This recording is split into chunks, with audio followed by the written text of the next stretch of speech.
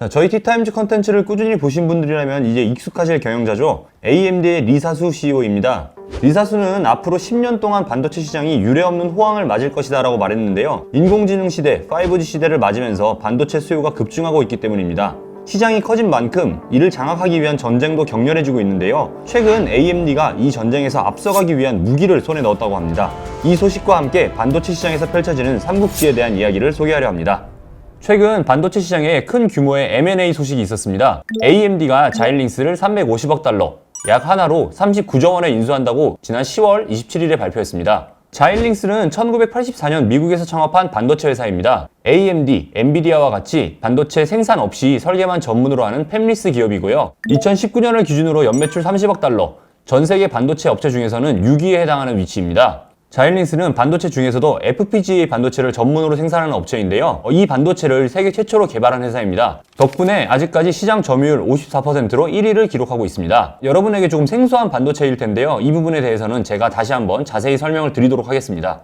지금부터는 자일링스의 주력 제품인 FPGA 반도체에 대해 설명하겠습니다. 자일링스의 위상을 이해하는 데도 필요하지만 앞으로 펼쳐질 반도체 시장의 변화에도 중요한 키이기 때문에 좀 잘 따라와 주시면 감사하겠습니다. 컴퓨터에서 저장이 아닌 연산을 담당하는 비메모리 반도체가 있죠. 대표적으로는 우리 컴퓨터에 들어있는 CPU, 그리고 스마트폰에 들어있는 AP 등이 있습니다. 이 반도체들은 전자기기 내에서 정해진 논리 회로에 따라서 데이터 연산을 수행하는데요. 그래서 이를 로직 반도체라고도 부릅니다. 자, 로직 반도체는 다시 범용 반도체인 ASSP, 그리고 주문 제작형 반도체인 IC, 그리고 이번 이야기의 주인공인 FPGA로 나뉩니다.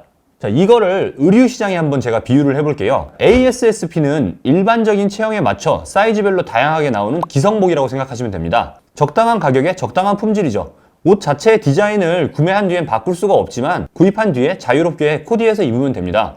ASSP 반도체 역시 비슷합니다. 일반적으로 기업들이 요구하는 수준에 맞춰서 생산된 반도체입니다. 흔히 우리가 사용하는 CPU, GPU 등이 이런 ASSP 반도체입니다. 자, ASIC은 맞춤복입니다. 사용자의 체형에 꼭 맞춰서 만들어진 옷이죠. 대신에 한 사람을 위해 만들어진 옷이기 때문에 가격이 매우 비쌉니다. ASIC 반도체도 마찬가지입니다. 고객이 원하는 특정 작업에 특화한 반도체를 주문 제작하는 방식입니다. 고성능이지만 설계부터 생산까지 맞춤형으로 진행하다 보니 가격이 매우 비쌉니다. 물론 처음 설계를 하는 연구 비용이 매우 비싸지만 그 이후에 대량 생산 단계에 접어들면 가격이 조금 낮아진다는 장점도 있습니다. 그래서 ASIC은 비싼 설계 비용을 감당할 수 있는 기업이거나 혹은 그 비용을 감당하고서라도 꼭 해야 하는 작업이 필요할 때 사용되는 반도체입니다. 대표적으로는 구글이 자사의 인공지능 연구를 위해서 별도로 개발한 TPU 등이 있습니다. 자, 마지막으로는 FPGA입니다. FPGA는 최고급 원단으로 구성된 DIY 키트라고 생각하시면 되겠습니다. 디자이너들이 도저히 소화할 수 없는 주문을 위해서 아예 고객들에게 원단을 주고 직접 만들어서 입으세요 라고 하는 것 같은 원리인데요. FPGA 반도체도 이런 특성을 가지고 있습니다. 고객이 반도체를 산 뒤에 회로를 직접 새겨 넣을 수가 있습니다. 마음대로 설계할 수 있다는 얘기죠. 이런 FPGA 수요는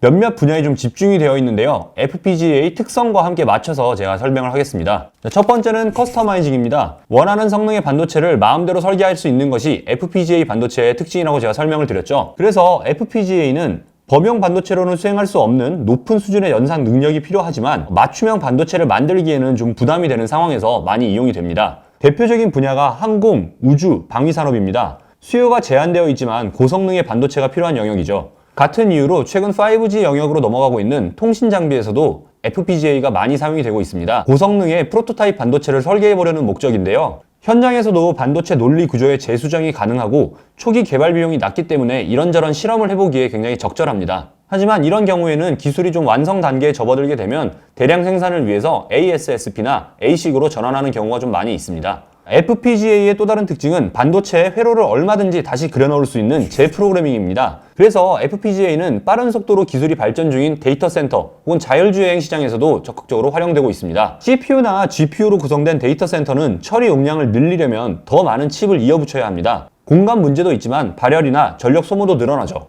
하지만 FPGA로 만들어진 데이터 센터는 성능을 개선하고 싶으면 프로그래밍만 다시 하면 됩니다. CPU 수십 개를 이어붙여서 해결해야 할 일을 그냥 칩 하나에 회로만 다시 그려 넣으면 되기 때문에 공간, 전력, 발열, 비용 모두 유리합니다. 자율주행도 마찬가지입니다. 일반 CPU를 장착한 자율주행차라면 더 좋은 자율주행 소프트웨어가 나오면은 이를 소화하기 위해서 칩 자체를 바꿔야 합니다. 하지만 FPGA 반도체가 장착된 차는 소프트웨어를 업데이트하듯이 반도체도 새로 프로그래밍만 하면 됩니다. 부품을 갈아 끼울 필요가 전혀 없는 거죠. 그래서 두 영역 모두에서 점차 FPGA의 선호도가 높아지고 있습니다. 세 번째는 이종 병렬성입니다. FPGA는 CPU, GPU 같은 다른 종류, 그러니까 이종의 반도체와도 잘 호환이 됩니다. 그리고 GPU처럼 여러 가지 연산을 동시에 처리할 수 있는 병렬성도 가지고 있는데요. 그래서 이 두 특성을 합쳐서 이종 병렬성이라고 부르는 것입니다. 이런 특징은 인공지능 연구자들이 환영하는데요. 기존에 사용하던 CPU나 GPU에 FPGA를 결합하기만 해도 연구 속도를 비약적으로 늘릴 수 있기 때문입니다. 인공지능의 기계학습을 위해서 많은 양의 데이터를 동시에 처리해야 하는데 이에 큰 도움이 된다고 하네요. 그래서 FPGA의 또 다른 이름을 AI 가속기라고 하는 것입니다. 자, 이처럼 각 영역에서 자이링스의 FPGA는 활발하게 이용이 되고 있는데요. 그래서 부분별로 매출을 조금 살펴보면 항공, 우주 및 군수산업에서 41%, 자율주행 및 방송에서 16%, 유무선 통신에서 34%, 그래서 데이터 센터에서 9%로 구성되어 있습니다.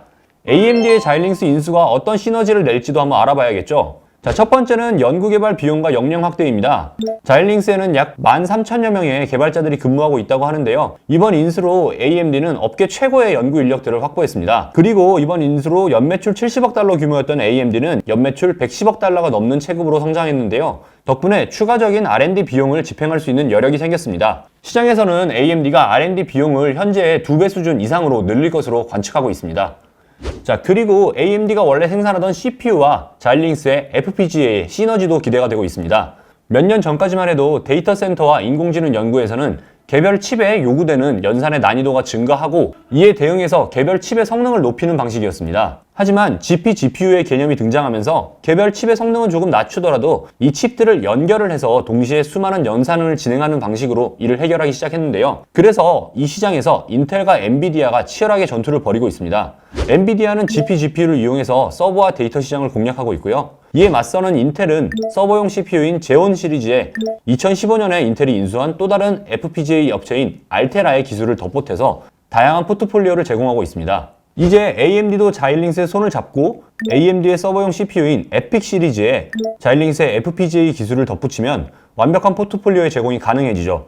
그래서 엔비디아와 인텔의 양자 대결 구조가 세 기업의 3자 대결 구조로 재편될 것으로 보입니다. 자, 이제 마지막 순서로 AMD의 자이링스 인수로 완성된 반도체 삼국지의 그림을 한번 그려보겠습니다. 자, 저희 컨텐츠에서도 이미 소개한 내용들이 좀 있지만 새 기업들이 이 진용을 갖추기까지 수많은 빅딜이 있었습니다. 이 회사들은 왜 이렇게 인수합병에 집중했던 걸까요? 바로 반도체 시장에 큰 변화가 다가오고 있기 때문입니다. 이 세 회사가 어떤 변화에 대응하려 하는지, 그리고 어떻게 대응하려 하는지를 살펴보겠습니다.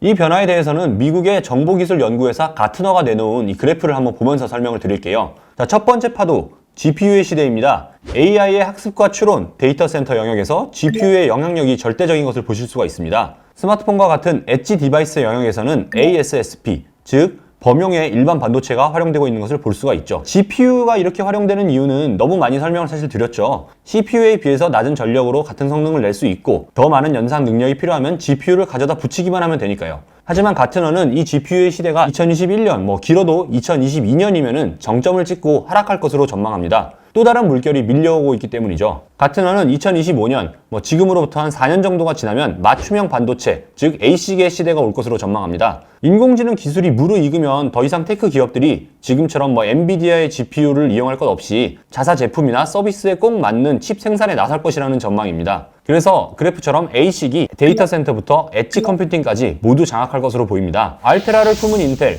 자이링스를 품은 AMD, ARM을 품은 엔비디아 모두 이 시기를 준비하는 것이죠. 이 시기가 오면 자사 기술을 기반으로 ASIC 반도체를 생산해 테크 기업에 공급해서 이 반도체 전쟁에서 승리하겠다는 게 이 세 기업의 같은 생각입니다. 각 회사별로 조금 더 상세하게 사정을 들여다볼게요. 엔비디아는 최근에 인수한 ARM의 기술을 기반으로 ASIC 반도체 생산 역량을 갖추면서 줄어드는 GPU 수요와 매출을 상쇄할 수 있고요. AMD는 자이링스의 FPGA 점유율을 유지하면서도 기술을 활용해 인텔이 압도하고 있는 데이터 센터 시장을 공략할 수 있습니다. AMD 역시 ASIC 시장을 공략하면서 지금은 엔비디아에 밀리고 있는 인공지능 반도체 연구 시장 점유율 확대에도 나설 것으로 보입니다. 인텔도 가만히 있지는 않겠죠. 알테라의 FPGA 기술을 앞세워서 AMD, 자이링스 연합군과 전투를 벌일 것으로 보입니다. 그리고 인공지능용 반도체 시장에도 적극 뛰어들 전망입니다. 인텔에 대해서는 저희가 사실 제대로 다룬 적이 없긴 한데요. 인텔 역시 최근 몇 년간 20곳이 넘는 반도체 업체들을 인수하면서 다가올 전쟁에 대비하고 있었습니다. 그래서 정리를 해보면요. AMD의 자율링스 인수, 최근에 소개했던 엔비디아의 ARM 인수만큼이나 우리에게 굉장히 생소한 기업의 얘기였는데요. 자, 이번 인수는 반도체 시장을 주도하고 있는 새 회사가 다가올 변화에 대비하는 진용을 모두 갖췄다는 의미가 있겠습니다. 자, 짧게는 2년, 길게는 4년까지 이어질 그런 싸움이기 때문에 관심을 갖고 꾸준히 지켜보면 재밌을 것 같습니다. 오늘도 조금 어려운 내용들이 있었는데요. 이해가 잘 되셨으면 좋겠습니다. 오늘 준비한 컨텐츠는 여기까지고요. 또 다른 기업 이야기로 돌아오겠습니다. 오늘도 재밌게 보셨다면 구독, 좋아요 부탁드립니다. 감사합니다.